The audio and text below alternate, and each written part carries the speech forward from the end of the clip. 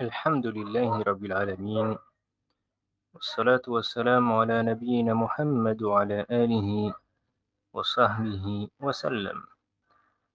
أما بعد, donc on continue avec l'explication du livre واجبنا نحو ما أمرنا الله به.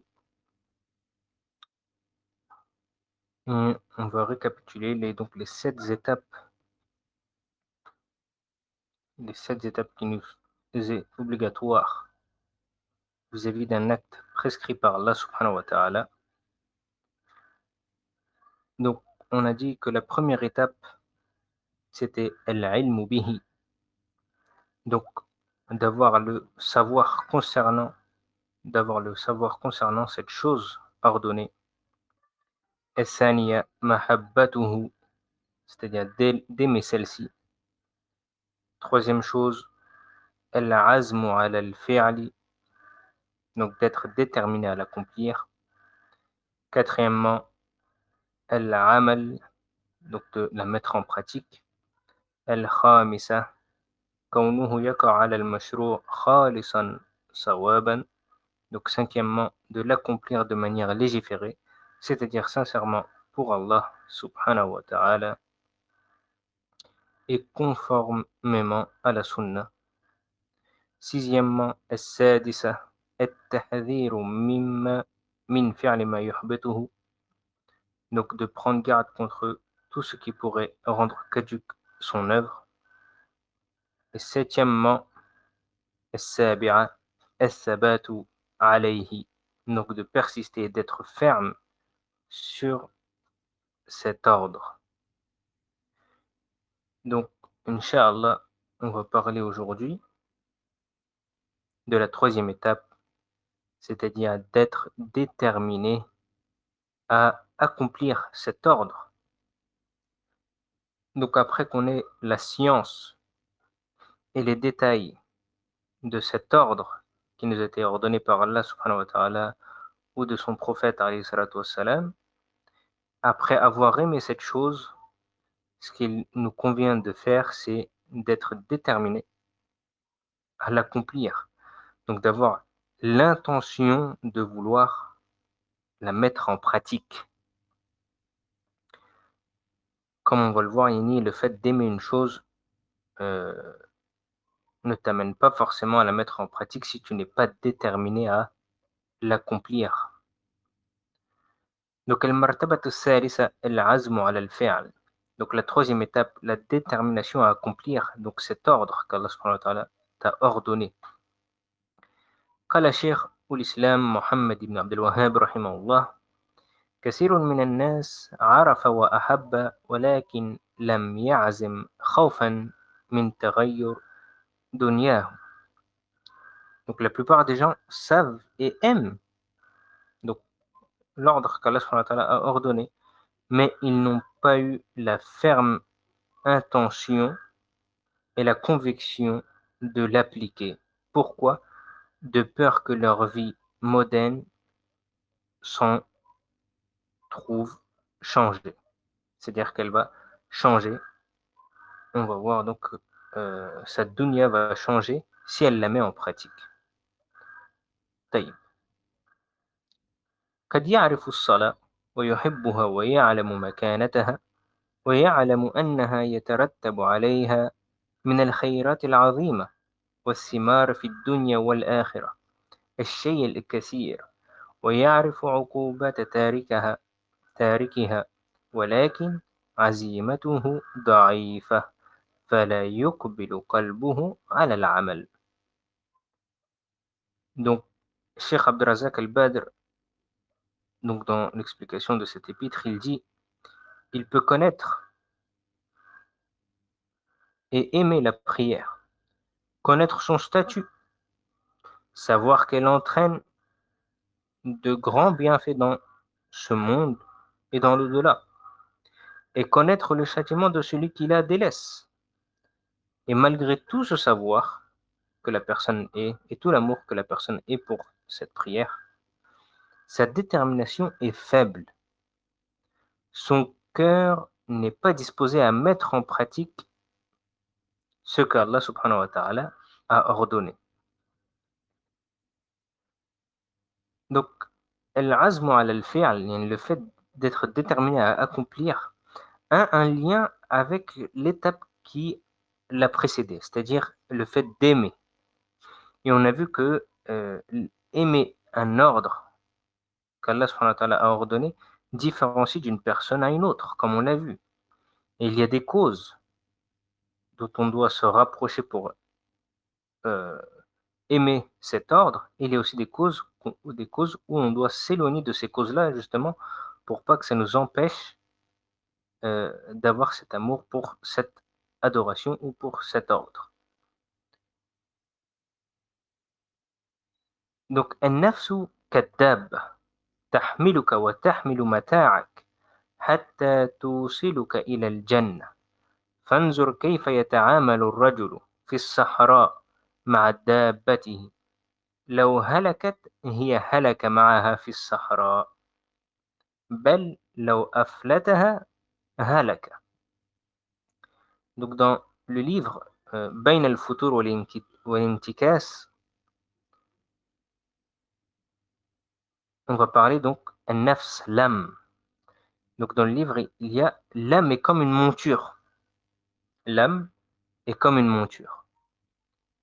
Elle te porte et porte aussi tes biens, yani tes bagages, jusqu'à ce qu'elle t'amène au paradis.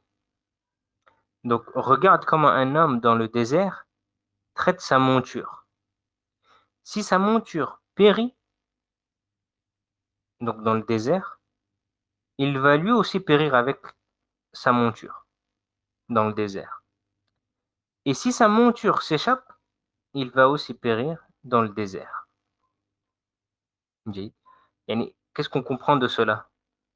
On comprend que la personne doit prêter attention à son âme, de regarder les causes qui le rapprochent d'Allah subhanahu wa ta'ala, et de regarder les causes qui l'éloignent d'Allah subhanahu wa ta'ala, de regarder les causes qui font que il ait une détermination à accomplir donc cette adoration ou cet ordre.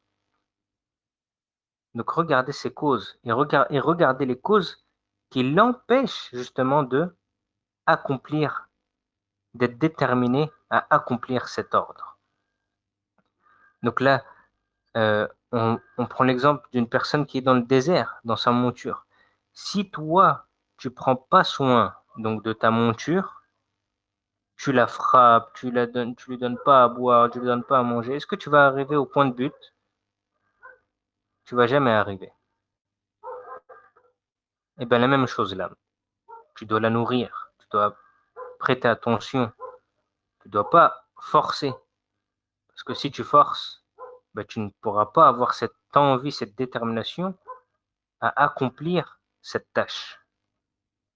جيد. فالتعامل الخاطئ ينتج بسببه ضرر فادح على السالك إلى الله تعالى. Donc une mauvaise manière de se comporter entraîne un préjudice grave pour celui qui emprunte le chemin d'Allah subhanahu wa ta'ala. Donc tu te dois de regarder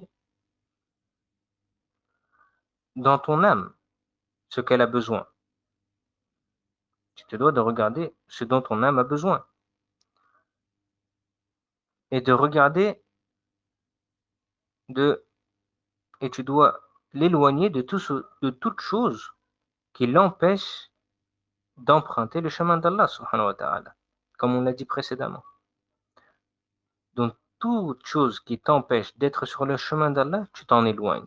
Et toute chose qui te rapproche d'Allah subhanahu wa ta'ala, tu t'en rapproches. Tu prends ces causes-là. Donc, parmi les causes où la détermination devient faible, parmi ces causes, il y a le fait se, euh, de se, de se comporter d'une mauvaise manière avec son âme, avec son cœur.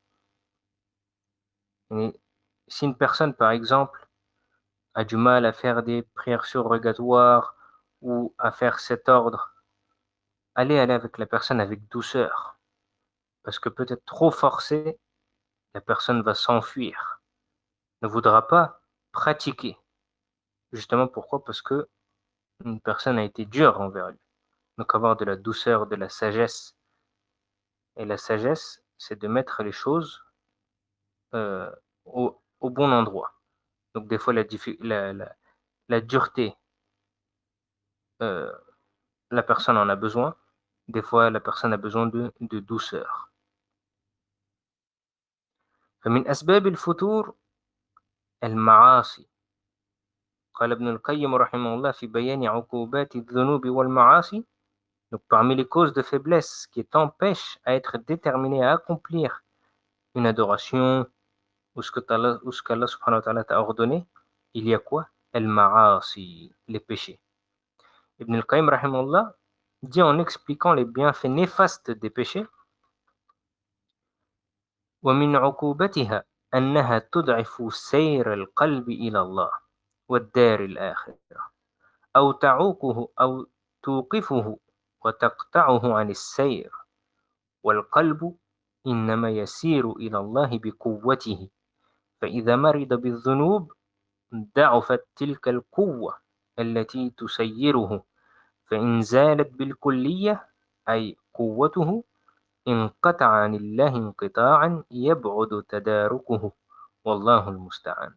Donc Ibn al-Qayyim rahimahullah, il dit parmi ses effets néfastes, c'est-à-dire des péchés, il y a le fait qu'il affaiblit le cœur à prendre le chemin vers Allah subhanahu wa ta'ala et de l'au-delà.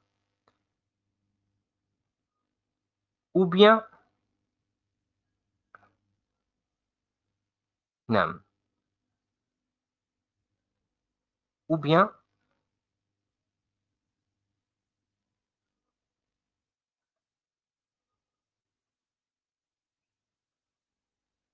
naam. Donc parmi ces effets néfastes, il y a le fait qu'il affaiblit le cœur à prendre le chemin vers Allah subhanahu wa ta'ala et de l'au-delà.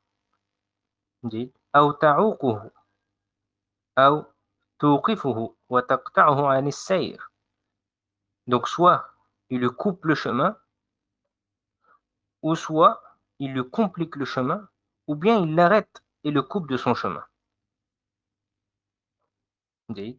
Donc parmi les effets néfastes des péchés, il y a le fait qu'il affaiblit le cœur à prendre le chemin vers Allah subhanahu wa ta'ala et de l'au-delà. Soit il lui complique le chemin, ou bien l'arrête et le coupe de son chemin. Et le cœur ne va que sur le chemin vers Allah subhanahu wa ta'ala qu'avec sa force. C'est-à-dire que si le cœur est en bonne santé, fait des adorations, est déterminé, aime ce qu'Allah a ordonné à un niveau élevé, cela donne la force à l'âme et au cœur d'être sur le chemin d'Allah subhanahu wa ta'ala. Mais s'il tombe malade, donc il tombe malade à cause des péchés, sa force qui l'aide à être sur le chemin d'Allah s'affaiblit.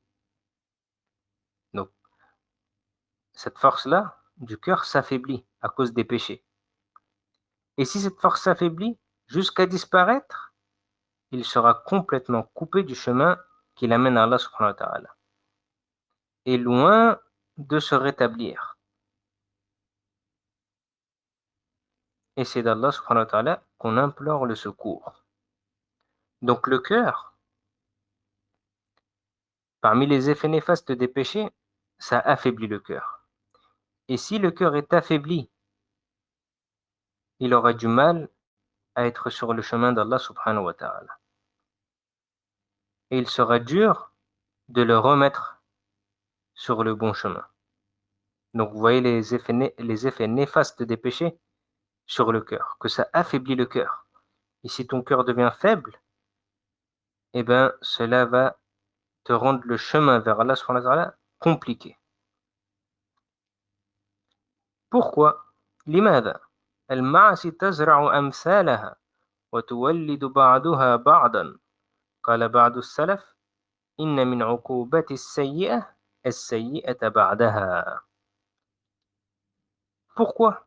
Et pourquoi les péchés ont un effet sur le cœur et sur le fait d'accomplir une adoration?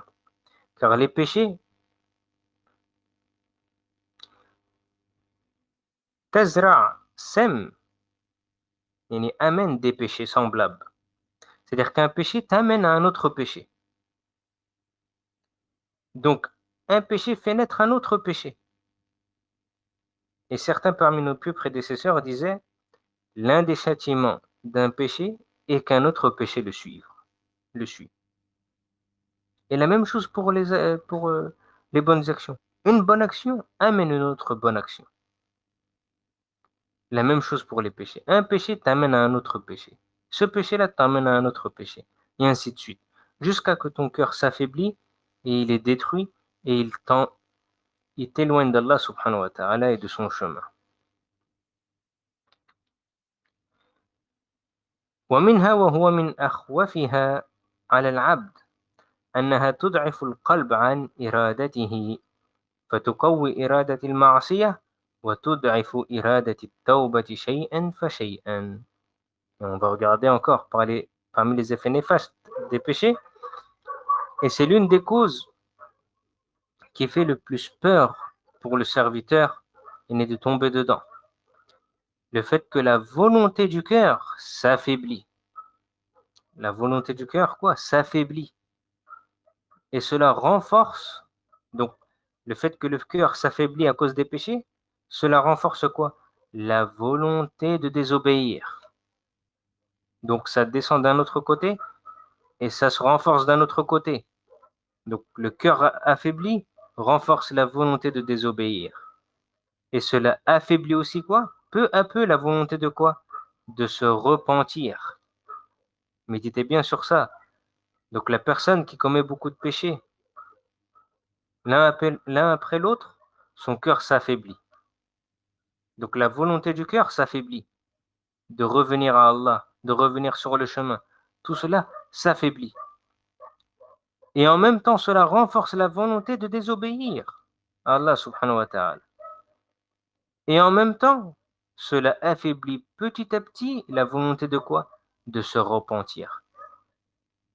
Et si on s'éloigne du repentir, eh ben on reste plongé dans les péchés.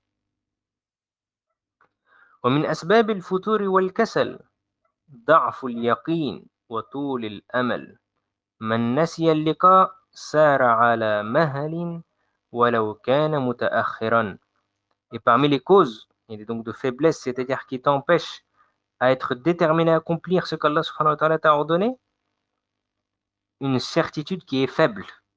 Une certitude qui est quoi? Qui est faible. Et un long espoir. Donc celui qui oublie qu'il a une rencontre avec Allah subhanahu wa ta'ala va marcher lentement, même s'il est en retard. Subhanallah. On sait tous qu'on va rencontrer Allah subhanahu wa ta'ala. On sait tous qu'on va rendre des comptes. On sait tous qu'on va mourir. Mais entre nous, il y a des différences, des différences. Une personne a une certitude beaucoup plus forte qu'une autre. Donc on a des différences dans la science. Donc une personne où sa certitude est faible et un long espoir dans sa vie, donc elle profite de sa vie, je vais me repentir plus tard, je le ferai quand je serai motivé, quand je serai ci, quand je serai ça. Tout ce genre de choses a fait que tu as oublié ta rencontre avec Allah subhanahu wa ta'ala. Donc toi, tu as pris une démarche lent, lentement. Tu marches lentement. Même si tu sais que dans n'importe quelle minute, tu peux mourir.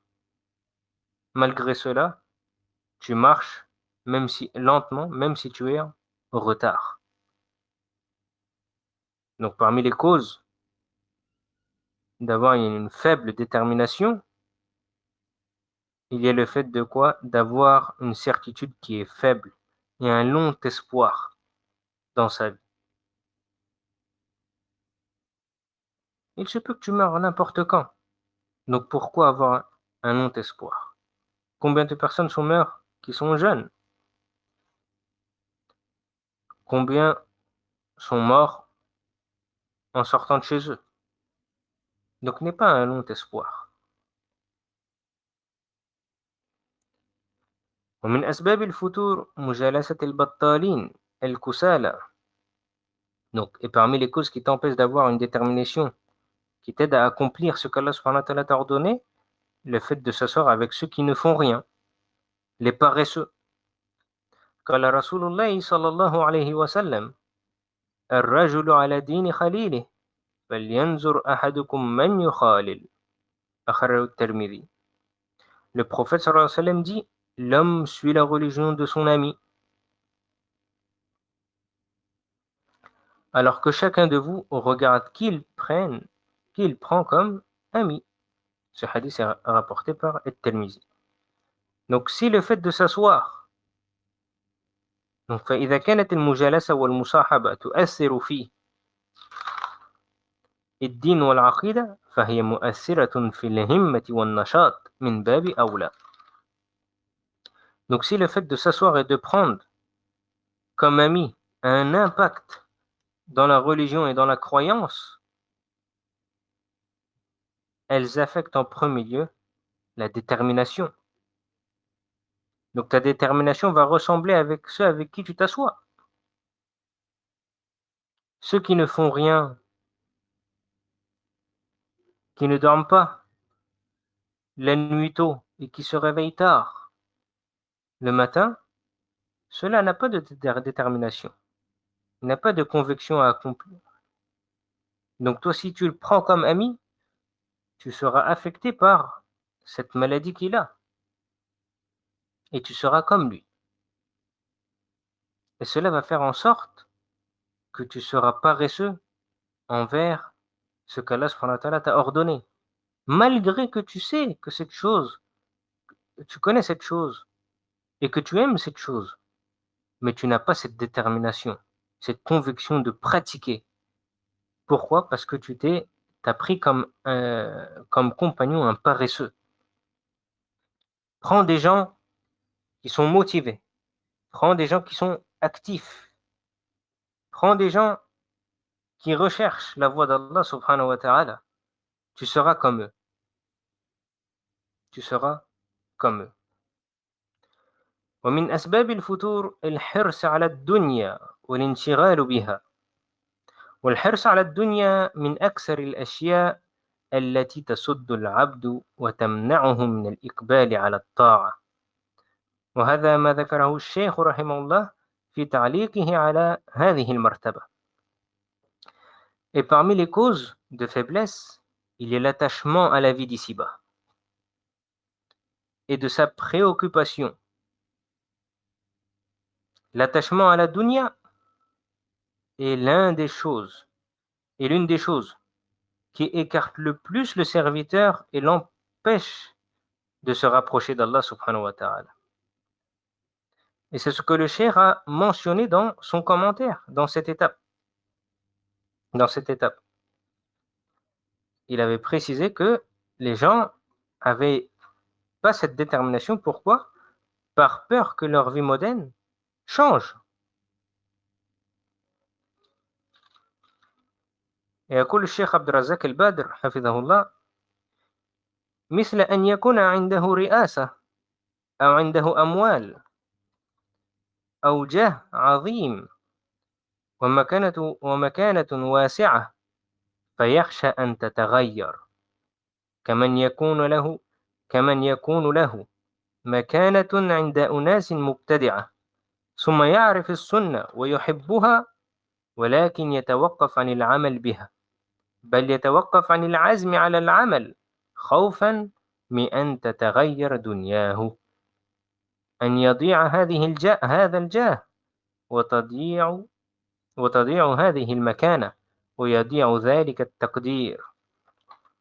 Le Cheikh Abdelrazak El-Badr il dit comme la personne qui a un haut statut, comme celui qui est président ou qu'il a de l'argent ou qu'il a un très haut statut.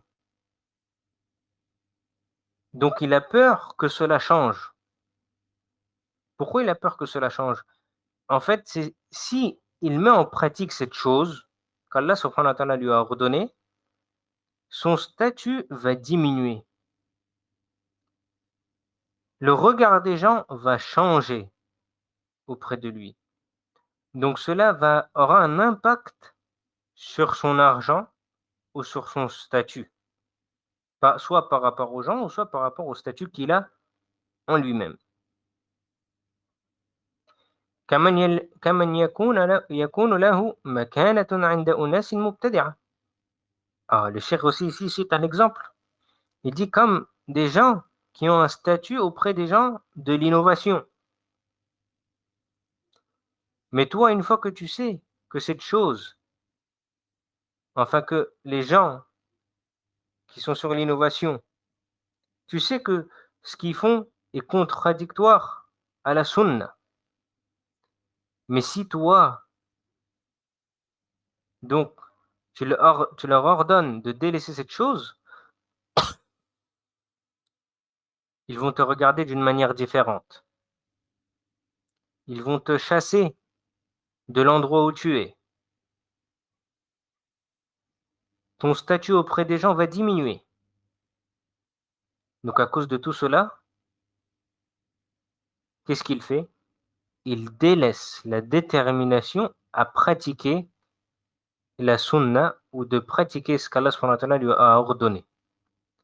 Peur de quoi? Peur de sa situation, peur de son statut auprès des gens, peur de l'argent que les gens lui donnent, par exemple.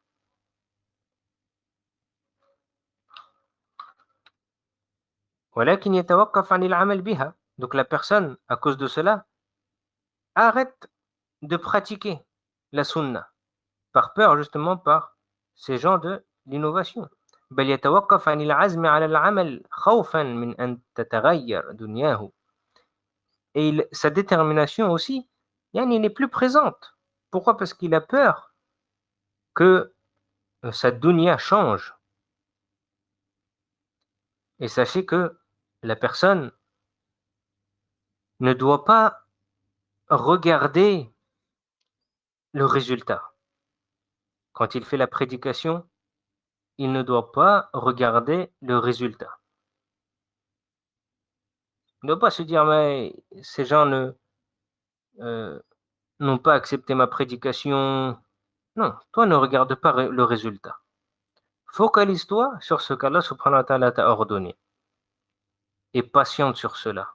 Sois ferme dans ta prédication et patiente. Mais si tu regardes le résultat, tu vas te lasser et tu vas délaisser sur quoi tu étais, justement par cette précipitation de voir un résultat tout de suite. Des fois, le résultat peut venir après, un jour après, 2 jours après, une semaine après, un mois après, des années plus tard. Une personne peut revenir à Allah subhanahu wa ta'ala par une parole que tu lui as dit. Il s'en est rappelé des années plus tard. Donc le résultat, cela appartient à qui? À Allah subhanahu wa ta'ala. Toi, ce que tu as à faire, c'est de guider. De guider dans quel sens? De guider, de montrer. Mais la réussite, à mettre la personne dans la guider, cela appartient à Allah subhanahu wa ta'ala. قال الحسن رحمه الله: رحم الله عبدا وقف عند همه، يعني يتفحصه، فإن كان لله مضى وإن كان لغير الله تأخر. El-Hassan rahimahullah, il dit qu'Allah fasse miséricorde à un serviteur, yani qui s'est arrêté, yani au moment de sa détermination. Yani yatafahasuhu, yani il regarde, il examine, il veut regarder est-ce que ça c'est pour Allah, l'action que je vais commettre, est-ce qu'elle est pour Allah subhanahu wa ta'ala ou pas? Si elle est pour Allah, alors bismillah, je la mets en pratique. Wa in kana li ghayrillah ta'akhkhara. Et si il voit que ce qu'il a voulu faire n'a pas vraiment été sincère pour Allah, mais c'était plus pour les gens, il prend du recul. il ne la met pas en pratique directement, jusqu'à ce qu'il soit sincère envers Allah dans cette chose. والشيخ رسلان حفظه الله, il dit que وشرع هذا بعضهم فقال إذا تحركت النفس لعمل من الأعمال وهم به العبد وقف أولا ونظر هل هذا العمل مقدور له أو غير مقدور، فإن لم يكن مقدورا مستطاعا لم يقدم عليه أصلا، وإن كان مقدورا وقف وقفة أخرى. Donc le cheikh ici, Raslan Hafidahullah, il dit que certains ont expliqué la parole de El-Hassan Rahimahullah, qu'on a cité précédemment, que la personne, quand son âme veut, a une détermination à faire quelque chose parmi les actions. Il dit qu'il doit, avant de commettre, de se poser des questions, de se remettre en question. هل هذا العمل مقدور له أو غير مقدور؟ Est-ce que il est capable de mettre en pratique cette chose ou pas? Donc le cheikh il dit que s'il est capable, alors il doit prendre et de se remettre en question sur un autre point de vue.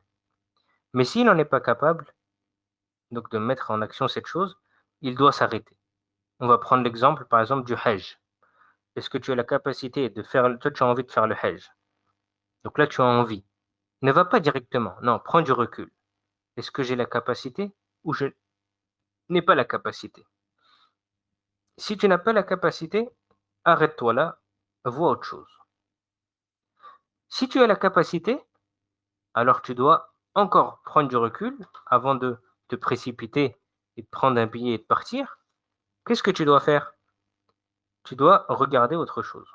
Un autre point de vue, c'est lequel? هل فعله خير له أو تركه خير له. Il doit regarder, est-ce que cette chose qu'il veut mettre en pratique est un bien pour lui ou le fait de délaisser est le meilleur pour lui? C'est une chose à prendre en compte parce que c'est pas toute chose qui est prescrit et bien de le faire est né à ce moment-là. Il y a né chaque chose à sa place comme on dit. إن كان تركه خير له تركه ولم يقدم عليه وإن كان فعله خير له نظر هل الباعث عليه إرادة وجه الله تعالى وثوابه أو إرادة الجاه والثناء والمال من المخلوق. Donc là, le cheikh il dit que si euh, le fait de le faire c'est une bonne chose pour toi, alors là tu dois regarder un autre point de vue encore. Mais si cette chose, le fait de la délaisser est mieux pour toi, alors délaisse-la et ne la mets pas en pratique. Il y a à ce moment-là. Par exemple, on va prendre un exemple, le djihad. Il se peut qu'à des moments, le mieux c'est de le délaisser. Et à des moments, c'est le mieux de le faire. C'est pas à nous de le dire. Ça c'est aux dirigeants musulmans. Mais c'est juste pour vous montrer, expliquer la parole. C'est que le prophète, par exemple, alayhi salatu wassalam, il y a des moments où il a délaissé le djihad. C'était pas le bon moment. Mais cette chose en elle-même, c'est une bonne chose. Mais le fait de la pratiquer n'était pas le bon moment. Ok. Donc le cheikh ici, il dit وَإِنْ كَانَ فِعْلُهُ خَيْرٌ لَهُ. Donc si c'est un bien de le mettre en pratique, eh bien là on doit regarder autre chose. C'est quoi? هل الباعث عليه إرادة وجه الله تعالى وثوابه أو إرادة الجاه والثناء والمال من المخلوق. Donc si c'est un bien pour toi de le faire, alors regarde, est-ce que tu l'as fait pour Allah subhanahu wa ta'ala ou est-ce que tu l'as fait pour que les gens disent de toi du bien ou pour l'argent ou est-ce que tu fais ça pour ton statut? Par exemple, tu veux construire une mosquée. tu veux construire une mosquée. Tu as la capacité. Donc on passe à la deuxième étape. Est-ce que c'est une bonne chose pour moi ou non? Oui, c'est une bonne chose pour toi. Construire une mosquée, c'est une bonne chose pour toi. Tu récolteras des récompenses pour toute personne qui viendra prier. Taïb. Et quoi encore? Est-ce que, mais avant de la construire, je dois regarder, est-ce que je la fais pour Allah subhanahu wa ta'ala ou je la fais pour que les gens disent Allahumma barik, cette telle personne a construit une mosquée immense et tu l'as marquée à ton nom, etc. Et donc, est-ce que tu l'as fait pour Allah subhanahu wa ta'ala ou pour que les gens disent du bien de toi? Donc, prends du recul toujours quand tu fais une adoration, surtout quand ce sont des adorations qui sont apparentes, c'est-à-dire que les gens voient. Prends du recul, ne te précipite pas. Et le cheikh il dit ensuite إن كان لإرادة الجاه والثناء والمال تركه ولم يقدم عليه. Donc si toi tu fais ça, tu te rends compte que quand tu as pris cette waqfa, tu as pris ce recul et tu t'es posé cette question-là, est-ce que je la fais pour Allah subhanahu wa ta'ala ou pour que les gens disent de moi du bien ou pour récolter de l'argent ou pour mon statut? Si tu te rends compte que c'est pour ces causes-là, eh ben alors ne la mets pas en pratique et arrête-toi à ce moment-là. وإن كان لإرادة وجه الله تعالى وثوابه, mais si tu fais ça pour Allah subhanahu wa ta'ala et pour la récompense